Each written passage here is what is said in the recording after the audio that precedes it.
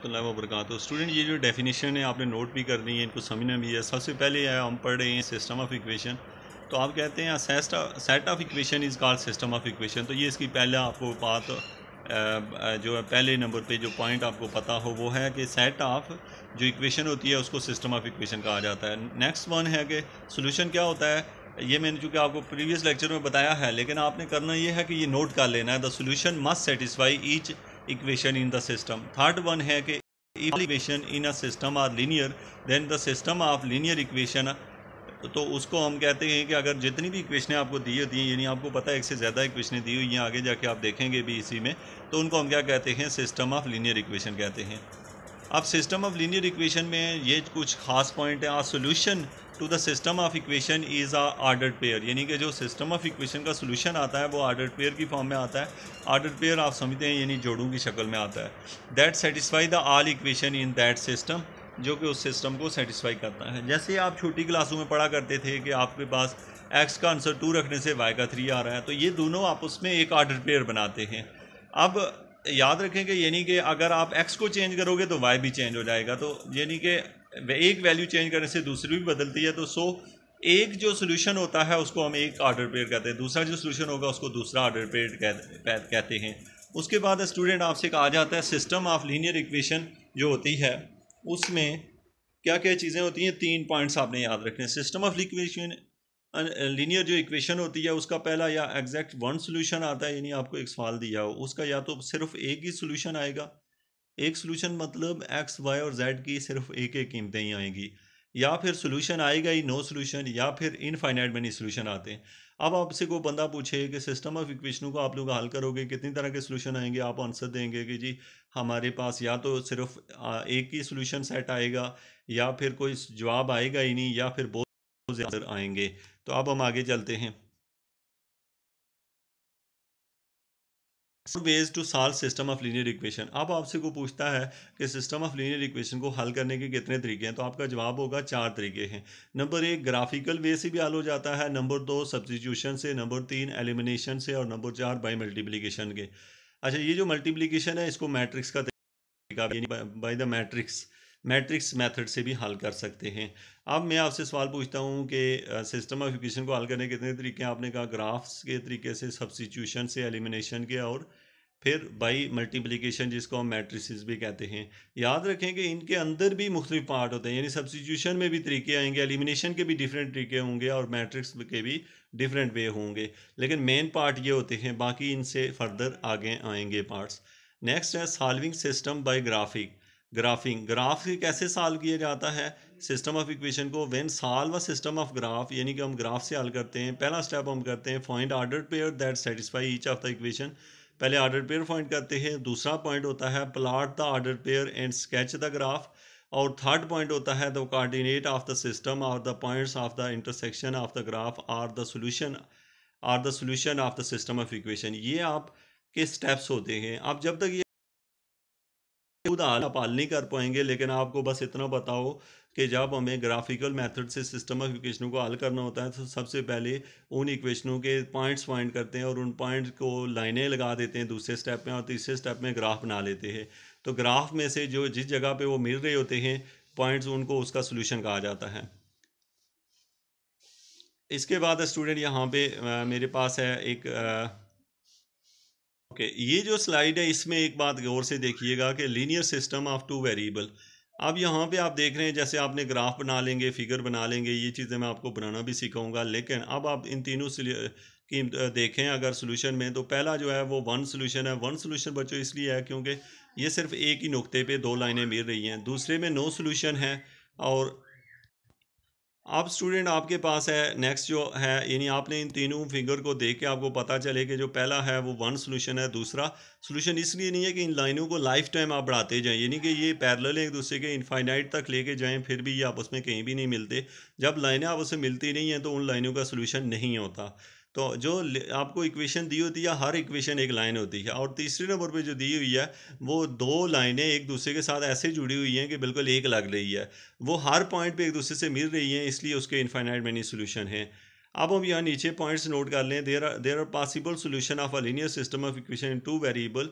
One solution coordinate of a point, no solution, inconsistent case और infinite many solution, dependent case. अब ये समझिएगा, ये बात आपसे ऑब्जेक्टिव में पूछी जाती है या फिर आपकी बेसिक होती है क्वेश्चन हल करने के लिए। यानी कि नो सोल्यूशन तब आता है, जैसे आप यहाँ पे ऊपर फिगर में देख रहे हैं, इसको हम कहते हैं नो सोल्यूशन को इनकंसिस्टेंट भी कहते हैं।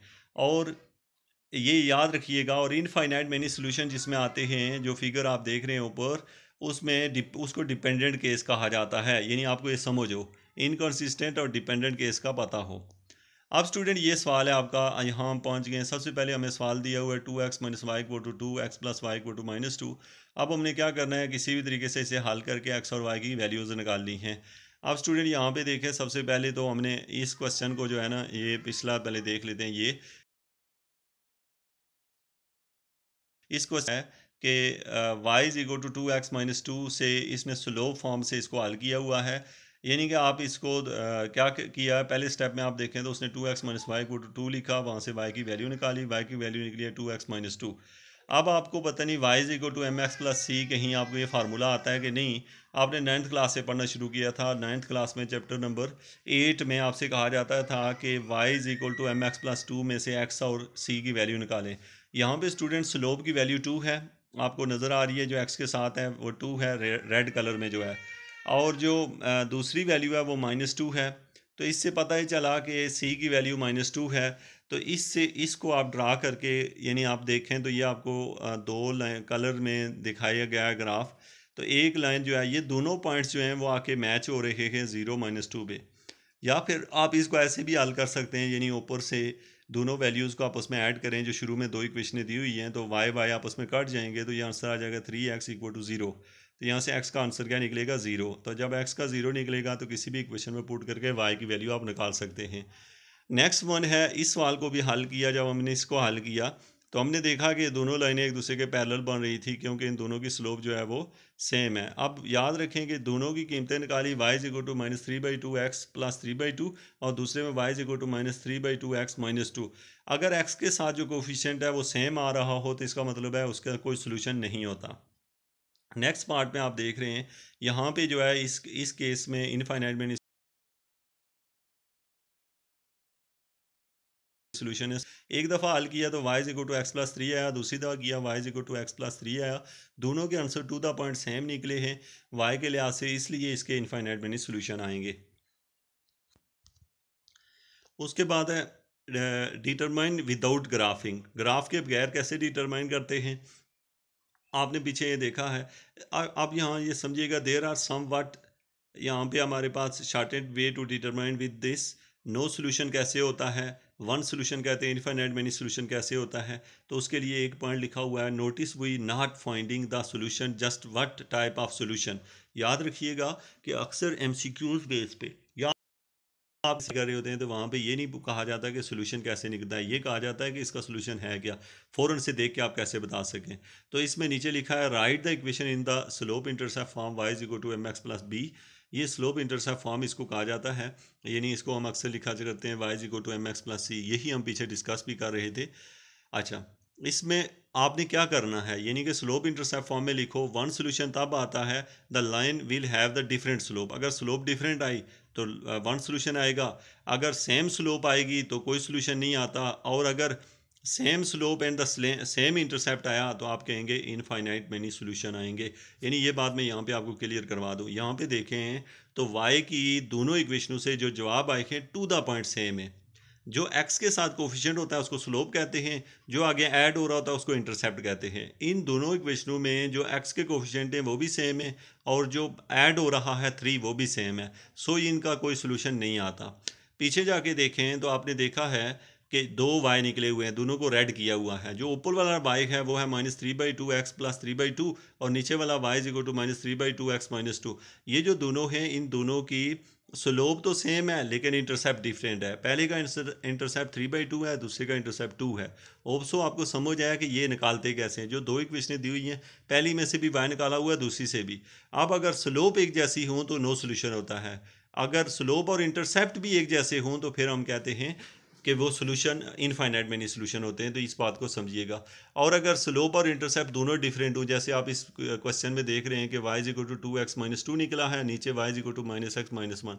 अब पहले की स्लोप 2 है, दूसरे की स्लोप -1 है, पहले के इंटरसेप्ट 2 है, दूसरे का इंटरसेप्ट भी 2 है। मतलब अगर उन दोनों के जो इंटरसेप्ट हैं वो तो मैच हो रहे हैं, लेकिन उनकी जो स्लोप है डिफरेंट है, या बेशक इंटरसेप्ट भी डिफरेंट हो, तो उनका यूनिक सोल्यूशन आता है। ये पॉइंट यहाँ पे लिखे हुए हैं, आपको इनकी समझ हो यहाँ से। पहला नंबर 1 होता है the line will have the different slope. अगर स्लोप डिफरेंट होगी तो 1 सोल्यूशन आता है। अगर स्लोप सेम लेकिन इंटरसेप्ट डिफरेंट होगा तो नो सोल्यूशन। और अगर लाइन जो होगी वो सेम स्लोप देगी एंड द सेम इंटरसेप्ट, अगर दोनों सेम हुए तो वो फिर इनफाइनाइट मेनी सोल्यूशन होते हैं। इन पॉइंट्स को याद रखिएगा। डिटरमाइन विदाउट ग्राफ, आप ग्राफ के बगैर कैसे डिटरमाइन करते हैं? Given the following line determine what they the solution exist without graphs. यहाँ पे देखें इक्वेशन 1 इक्वेशन 2 दिया हुआ है, आपने ग्राफ बनाए बगैर ही आपने पता करना है कि सोल्यूशन एग्जिस्ट करता है कि नहीं है। अब इसमें देखें हमने लिखा है writing each slope intercept form, यानी कि हमने पहली इक्वेशन में से भी y निकाल लिया, दूसरी में से भी y निकाल लिया। Since the line have the same slope, आपको नज़र आ रहा है दोनों के साथ 1/2 है 1/2, लेकिन इंटरसेप्ट डिफरेंट है, तो आप फ़ौरन बता देंगे कि ये दोनों लाइनें जो हैं वो पैरेलल हैं। क्या हैं? दोनों लाइनें पैरेलल हैं। अब हम आगे जाते हैं, ये पीछे वो बात ख़त्म हो गई, ग्राफ के रेलिवेंट सारी चीज़ें ख़त्म हो गई हैं। अब आते हैं हम सब्स्टिट्यूशन मेथड क्या होता है। तो स्टूडेंट इसके बारे में हम जो है ना वो कल के लेक्चर में देखेंगे, क्योंकि आप पिछले पॉइंट नोट करेंगे, उसके ऊपर आपका थोड़ा सा टाइम लगेगा। Thank you very much.